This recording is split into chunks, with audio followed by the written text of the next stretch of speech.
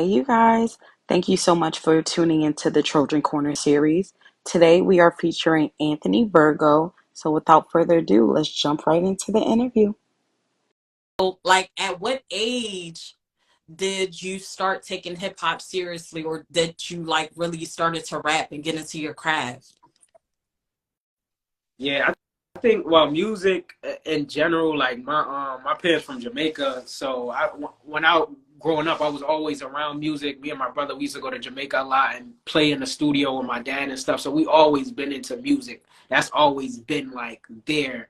As far as taking it serious, I want to say like around like 14, 15 when we became like teenagers and really starting to get into like hip hop and rap. We started off just like battle rapping around the city and stuff like that, so we was real into that. But I'll say like music been a part of my life forever. When we really started to make it serious around 14, but I'll say music always been like a staple in Okay, our yeah, life for that's sure. good. That's good. So, who or what inspires you? Music.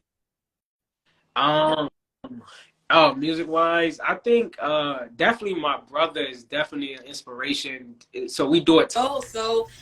Next thing that I really wanted to highlight is your HBCU scholarship that you held, like, and it was a major success, like, went viral, thing like that. You had over 200 applicants. So, like, what is that? Right. And Yeah, so I'm like a big like dreamer. Like so like one of my goals was to one have a scholarship named after me for some reason. I don't know why. For me it just seems like prestigious or like a goal and always seemed like that. I'm like, how do people like how are you that important to where people are honoring you by giving money to, you know what I mean? I don't know what that's about. And then like in my head, I want a dorm at VSU, right, with my name on it. You know what I mean? So that's kind of how I be thinking. So I want like Virgo Hall on the yeah, campus somewhere one of these days.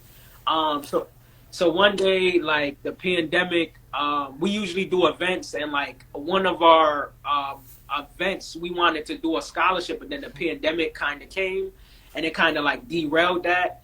And then I was just thinking, I was like, damn, man, this probably the perfect time to even do a scholarship in general. And one day I was just like up brainstorming one night, and I was just like, if I was to do a scholarship, how would I do like the 2020 version of it or the 2021 version of it to where it's more organic? You know, I get to know the people, you know, stuff like that versus like people applying through like a crazy process.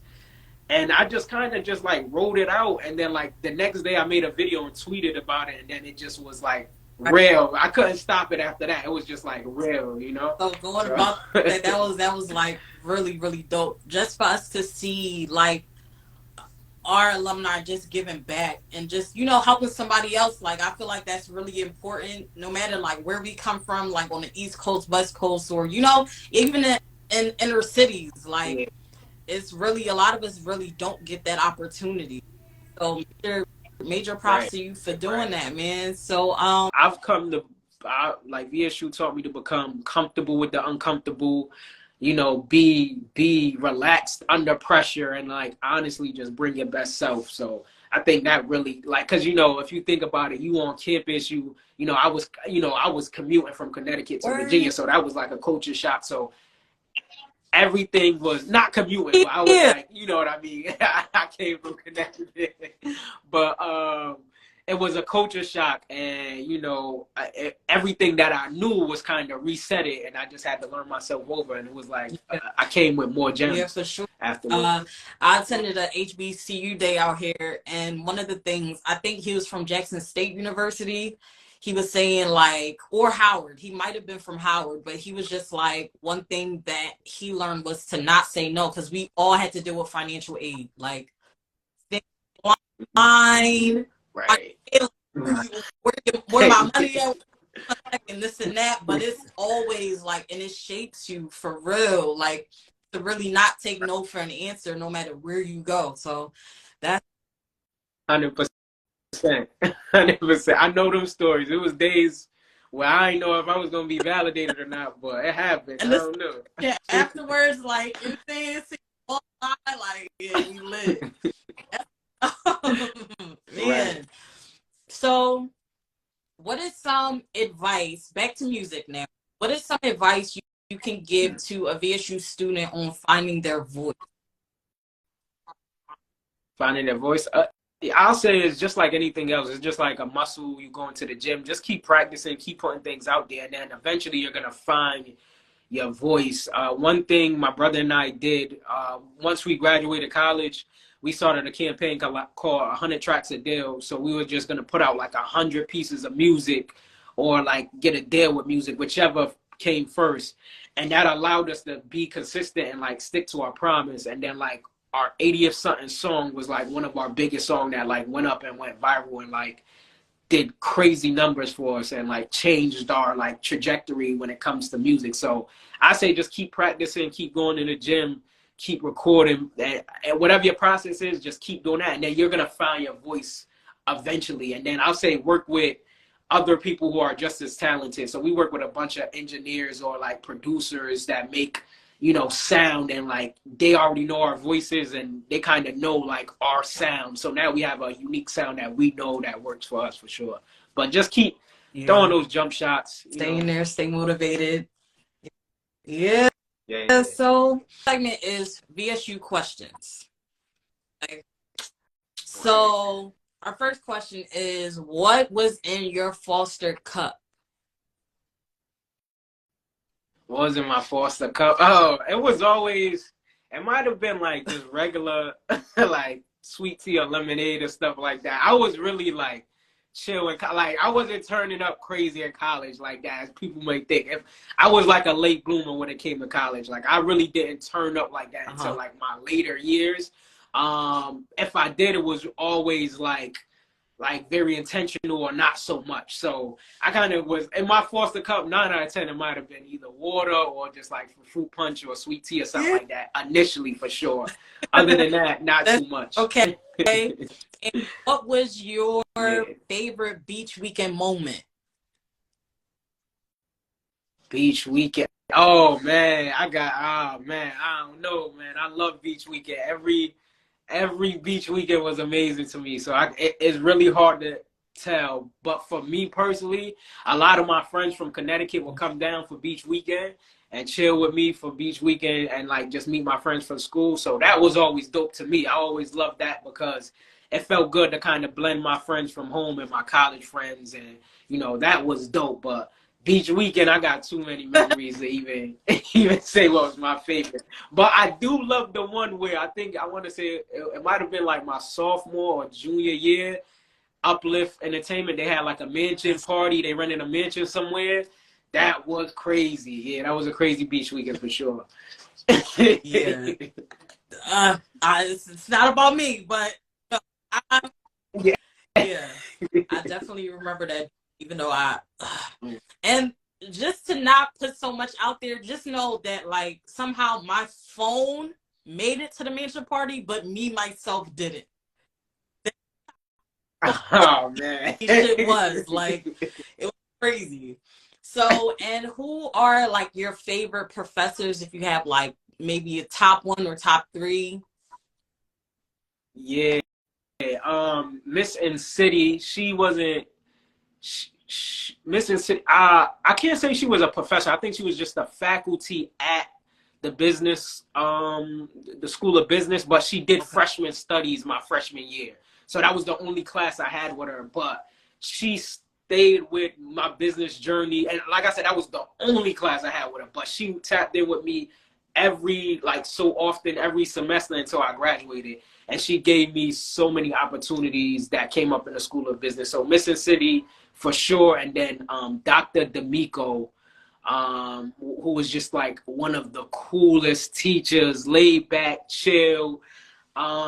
It's crazy because he's the reason why I started selling cars after college, because I was just talking to him one day, and I think I was talking to him about what I'm gonna do after college, and he just randomly said, yo, I think you'll be really good at selling cars. You should sell cars. He just randomly said it, and it just stuck in my mind, and then I just like, let me go sell cars, and I definitely did that. But I trusted his words so much because he was just a great professor that, like, when I went to go do that, going through the motion based off his, I'm not gonna say it was 100% based off his word because I was interested in it as well, and then I needed a car, so I was just like, if I work at a dealership, I think they give you a car, which they don't, but I was just trusting his word because the amount of value that I was getting from him as a professor was just like so much. So Dr. D'Amico Okay, and well, definitely shout Missing City out. for sure. Oh, hopefully one day they'll see this. Hopefully. I think it's dope, and I really love when like our alumni do dope stuff like that. I'm a big advocate for that because I feel like when we was on the yard, everybody was just so creative and had all these talents. And I think when we graduate, a lot of us lose that in a sense. But I guess what made you decide to like get this, keep this up and going, and really start this and Yeah, well, the the journey. story is kind of well, I came up with school my junior year back in 2013. This was after the all white, and it was pretty much like a call to action because we had lost I believe it was 2 or 3 boys. Yep. We had tragically lost them, and I was just a little bit fed up at that point. That like, what is our identity? What is people like really searching for? To the fact that they could kind of lose their lives trying to be something, or like I felt like we needed to come to college to network. It don't matter where you from, because if there's like a DC versus New York beef, or just something weird like that, like it was like you'll seldomly see an engineer major maybe talk to like a business major or sociology like myself. So like we were getting a little bit divided and a little bit shaded off, like not really to the point of it. So my whole purpose for starting school is to acronym standing for students calling out for our progression, and that's that progression, like really building that unity, that community, and just really networking and getting back to it. It's just a matter of just connecting with each other, just showing VSU all that we could do, because in 2013, like we was getting flagged for mad stuff. Like when our football team fought what was it, Winston-Salem State? What's his name? Oh That guy yeah, name. yeah. It's not Skip Bayless. Stephen A. Smith. Stephen A. Smith Right, was just right. just talking about like stepping up, like no, like this is what we do. Like VSU produces stars, like be everywhere, like internationally. So that's hopefully where I get to go, like international, and just tap in with alumni and different stuff there. So thank you for asking. But yeah. Absolutely. Yeah, that's amazing, man. That's good. Always a good cause, and any way I can support in the future. Yeah, Just I let me know. appreciate I'm you, tapped in for bro. sure. Well, that's all that we have. If we was together, like we would like end it a certain type of way. But thank y'all for tuning into the Trojan Corner. Once again, my name is Emanuela. This is Mr. Anthony Virgo, and thank you. Thank you. Okay.